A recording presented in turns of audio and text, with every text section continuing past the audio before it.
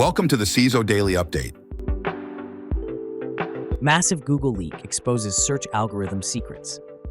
A massive leak of internal Google documents exposed the factors influencing search results, over 2,500 pages of data and 14,014 attributes from Google's Search API.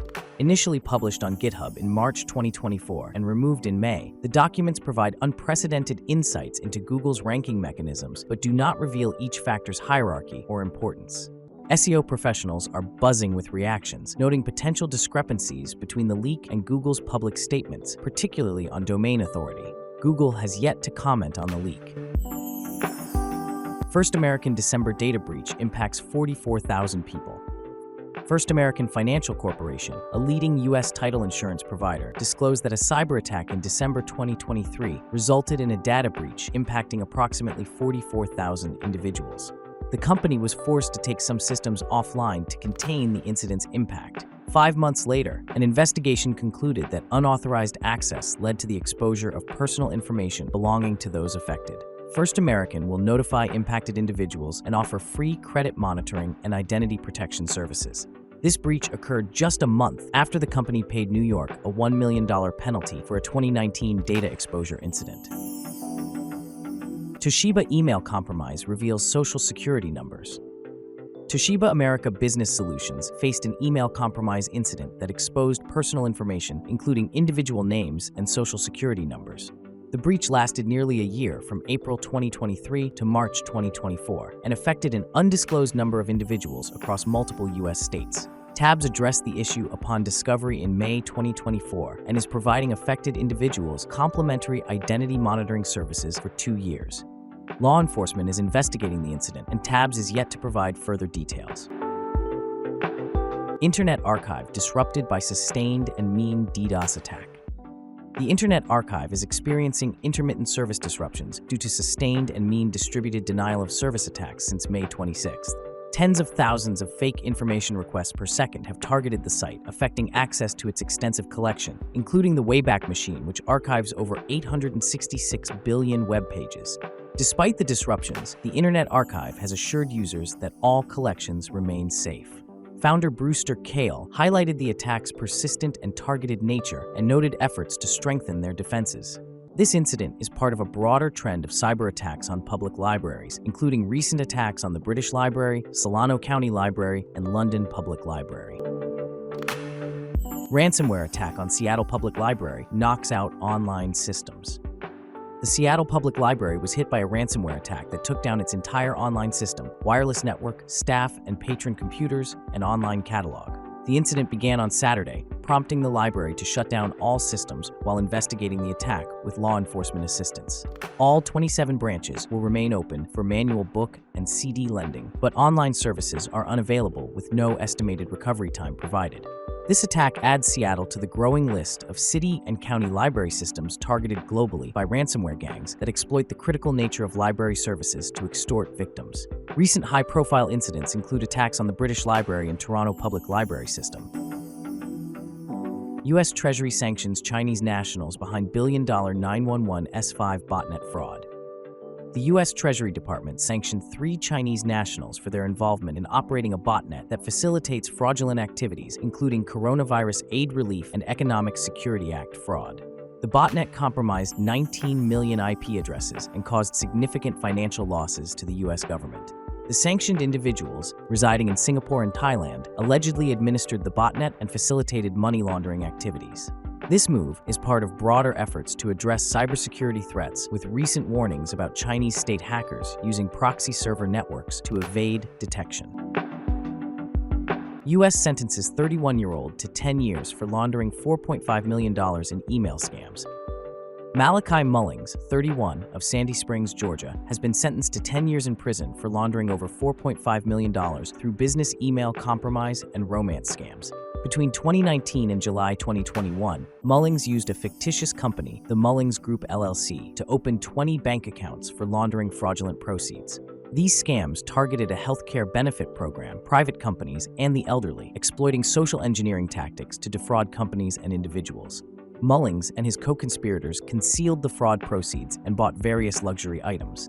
In a related case, Russian citizen Evgeny Doroshenko has been indicted for selling access to corporate networks on cybercrime forums, facing up to 25 years in prison for wire fraud and related charges. Surge in Discord malware attacks as 50,000 malicious links uncovered. Bitdefender's recent analysis reveals a significant surge in malware and phishing attacks on Discord, with over 50,000 malicious links identified in the past 6 months. US users are the most targeted, making up 16.2% of the threats. The majority of these attacks involve fake offers of Discord Nitro, a premium subscription service, to lure victims into downloading malware or providing sensitive information.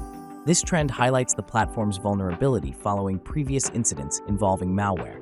Bitdefender's findings emphasize the need for increased cybersecurity awareness among Discord users, including cautious behavior regarding free offers, enabling two-factor authentication using antivirus software, and reporting suspicious activity.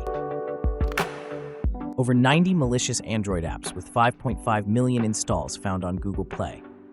Security researchers discovered over 90 malicious Android applications on Google Play that were installed over 5.5 million times, delivering malware and adware.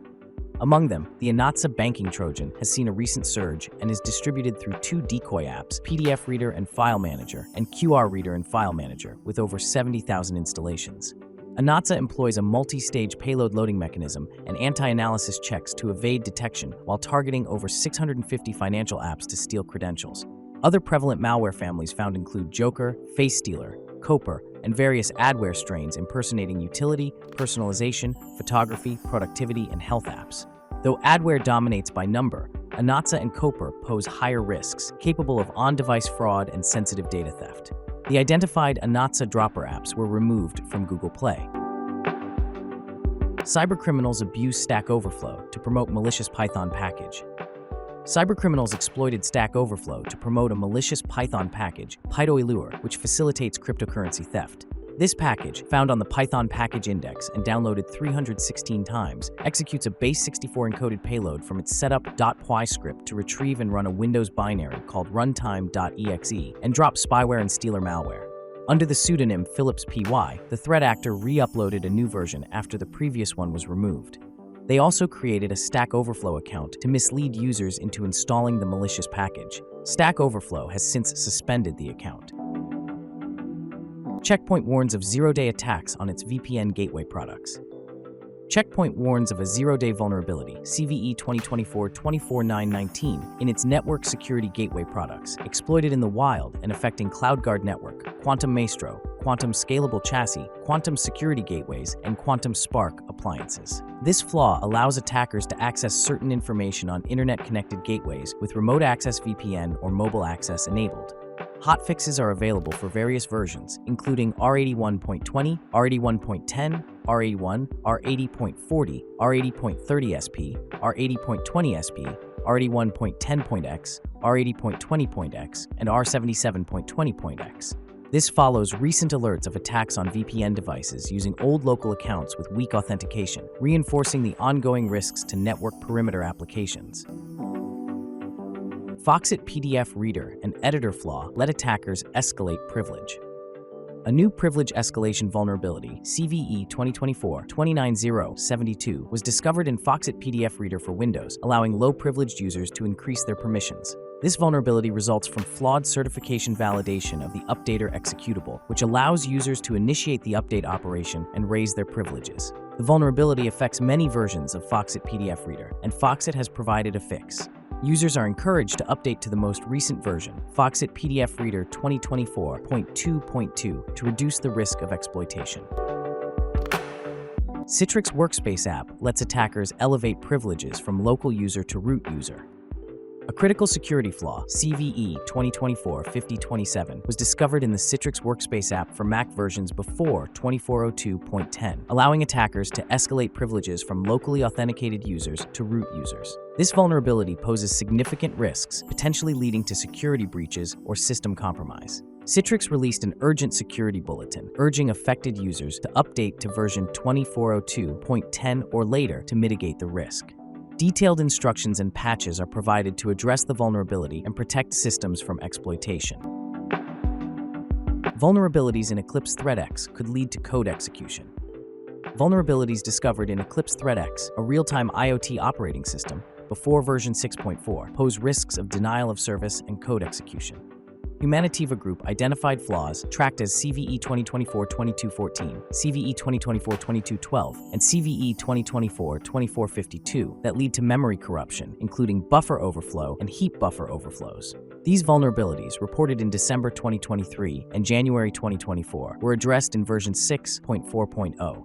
Despite additional security-related issues, they were not deemed vulnerabilities, but will be addressed in future releases as code improvements.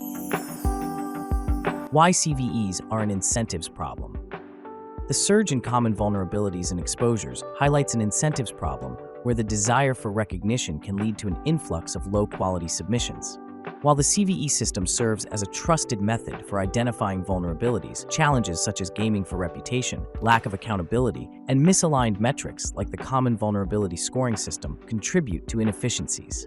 To address this, revising the incentive structure to reward quality over quantity, enhancing verification measures, and redefining the CVSS to reflect real-world risk are crucial steps toward mitigating the impact of misleading submissions and improving the effectiveness of CVE reporting. Social distortion, the threat of fear, uncertainty, and deception in creating security risk. While red teams focus on pinpointing organization-specific vulnerabilities, a new class of industry-wide susceptibility is emerging, a culture of fear, uncertainty, and deception.